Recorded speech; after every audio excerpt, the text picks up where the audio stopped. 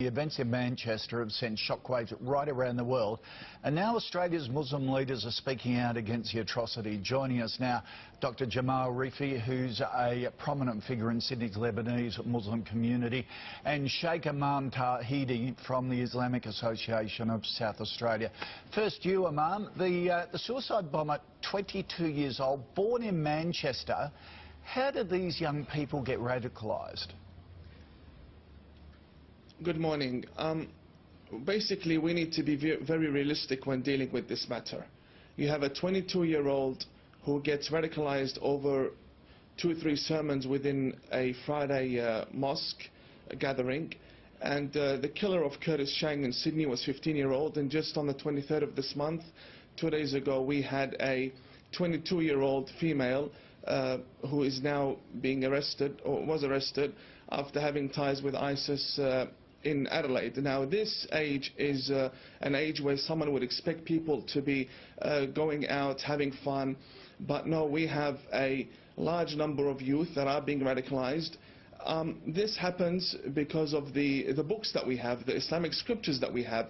They push the Muslim youth to believe that if you go out there and you kill the infidel, that's how you will gain paradise. But they're listening to preachers, if you like, sermons, 2 or 3 sermons by clerics like yourself, radical clerics. What do you more moderate clerics do to out your compatriots who are turning these young Muslims? Well, it is very hard being a peaceful, moderate person within a society that is infested by extremist Muslims. I will not deny this fact. We have a large number of Muslims that are extremists, even in Australia, and we see them when they come out in the Sydney riots, and we see them attacking the police. So we're being infested by radical clerics here in Australia?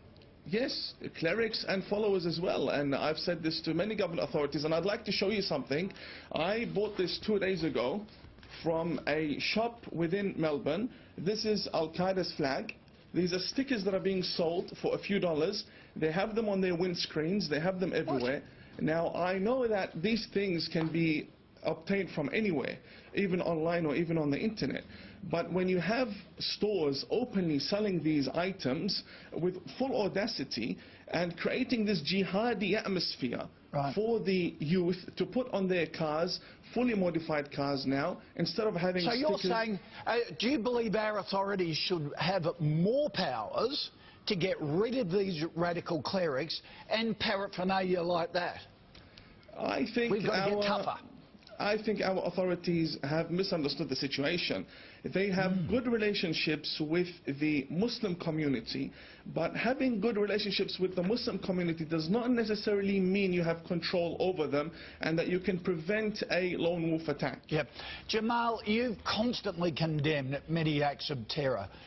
Do Muslim leaders have to be more vocal? The Prime Minister and the Foreign Minister yesterday were surprised that Muslim leaders were silent yesterday on this whole issue. Do you have to be more aggressive, or do you live in fear? Look, we don't live in fear. We live in a very peaceful country.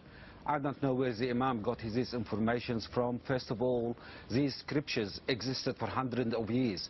They didn't incite for violence or terror act. It is an ideology of the so-called Islamic State and Daesh, and they are actually targeting the vulnerable young people, impressionable people. But we are Australian. Our Prime Minister has expressed the feeling of the nation, and that includes Australian Muslims. Our Grand Mufti only yesterday, our Grand Mufti have condemned this act. We have shouted from the rooftops our condemnation of these acts.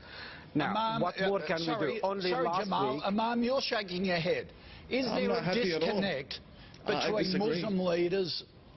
I disagree. I disagree. We have a situation where there is a month doesn't go by without a terrorist attack happening somewhere around the world.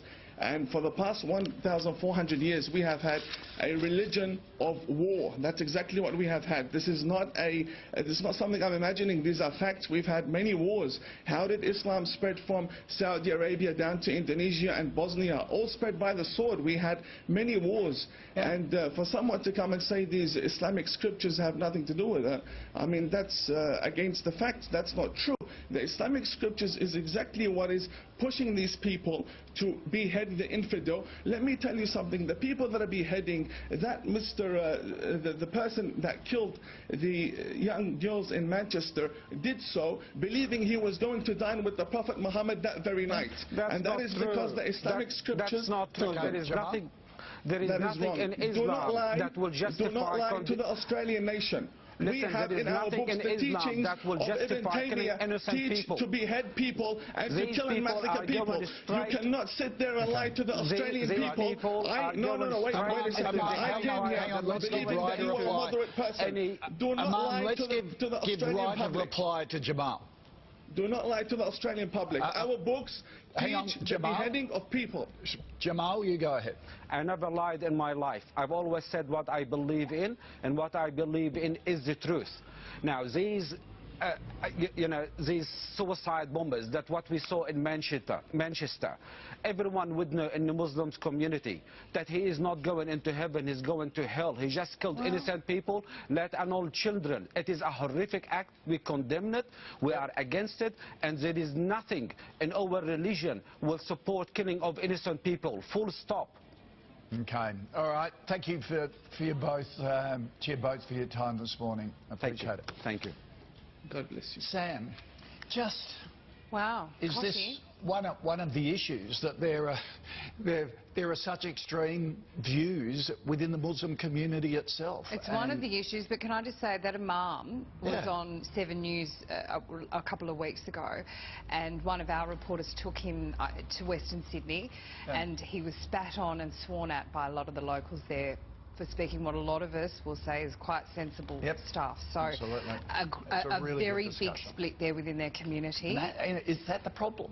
Yeah, and he's actually being incredibly brave to come out and say that. I agree. That's really powerful stuff.